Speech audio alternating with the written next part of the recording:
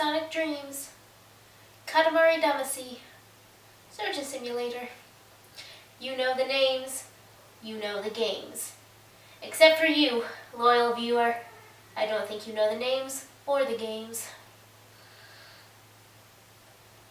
In this video, I'm going to take a short trip into the world of what I'm going to call the unusual game. These are games that are featured in Let's Plays pretty frequently. They offer something different from the usual adventure or multiplayer or role-playing game. They're more of a unique experience. I'm going to be discussing what I believe are the two main types of unusual game: the comedy game and the art game. First off, the comedy game. I'm not referring to games like the Monkey Island series or even Portal, where the emphasis is on the narrative and on pre-written jokes.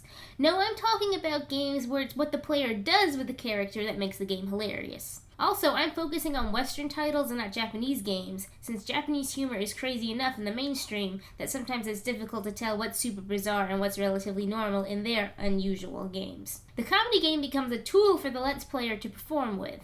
Comedy games often serve as a sandbox for players to create their own stories and write their own jokes by doing funny things with the game and seeing how far it goes. They get to put on a show for other people to enjoy. One of the main ways the developers induce hilarity is to make the game hard to control. The controls are purposefully made to be difficult to use, with much coordination required on the part of the player. In the game Surgeon Simulator, you control each finger of a hand separately and attempt to perform surgery on an unsuspecting patient. The comedy comes not just from the inhuman way the hand picks up and uses tools, but also the bouncy physics and from the unrealistic surgeries you perform, including a heart transplant where you remove Bob's entire ribcage, lungs, liver, and stomach.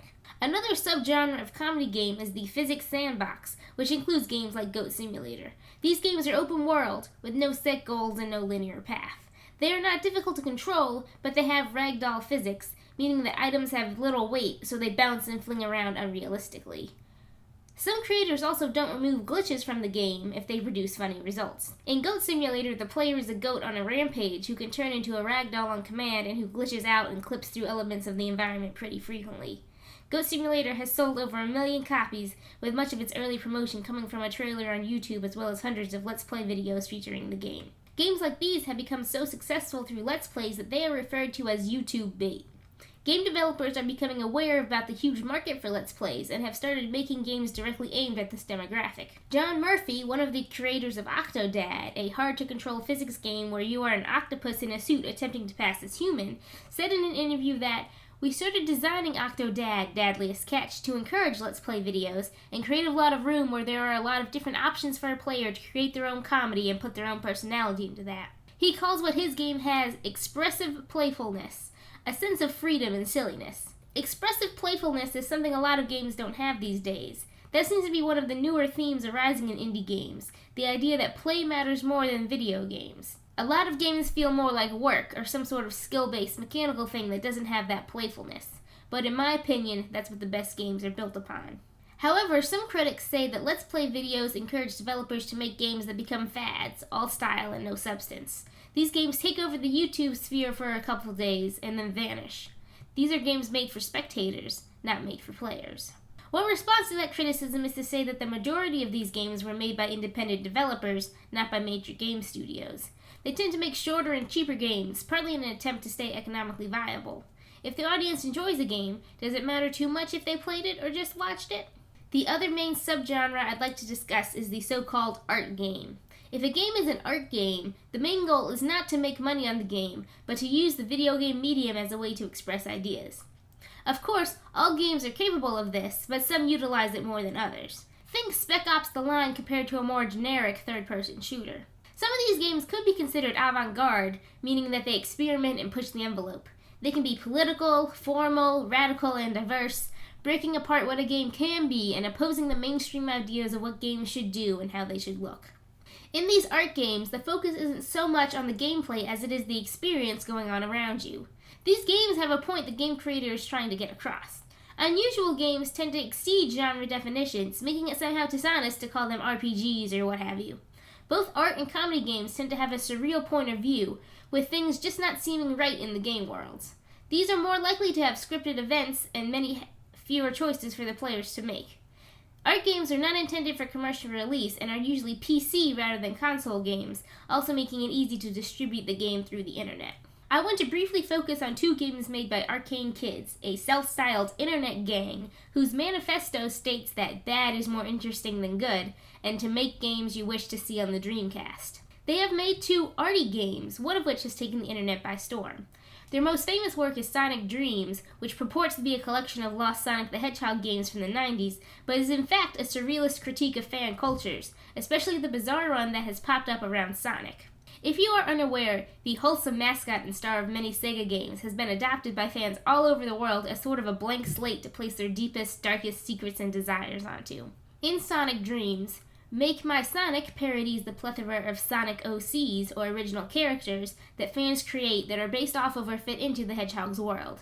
These are usually terrible, poorly drawn and designed, and are posted to sites like DeviantArt. Sonic Movie Maker forces/allows you to explore the world of weird fetishes that people on the internet drape over the Sonic characters, including vor, male pregnancy, inflation, and many others I prefer not to mention here. My Roommate Sonic is an Oculus Rift-enabled first-person game where Dr. Eggman coaches you in seducing the blue guy, and let's just say that, well, things go awry. In reality, most of the gameplay in Sonic Dreams comes from solving the augmented reality/meta puzzles required to unlock more of the game content. Players have to go into the game's files, run hidden applications, go to websites, and scour the base game for clues in order to discover more bizarre secrets. The other major game by Arcane Kids is Busby 3D, Busby Visits the James Turrell Retrospective. This not only satirized the failed mascot Busby and his terrible PlayStation 1 game Busby 3D, as well as the light and space art of real-life artist and MacArthur Fellow James Turrell, but also the idea of the virtual art gallery and the definition of art itself. In the game, an uncanny model of Busby visits a creepy art museum before walking into an art display, sliding down to hell in a coffin, transforming into a knockoff Danny DeVito, and destroying an Applebee's, inside of which is the giant glowing word, art. What does any of this have to do with Let's Plays? Well, viewers watch Let's Plays of art games both to experience the game from their own point of view, as well as to compare their experience and interpretation of the game with the third parties, the Let's Players. The common surrealism and weirdness attracts Let's Players, since it gives plenty of things to comment on and makes being entertaining pretty easy.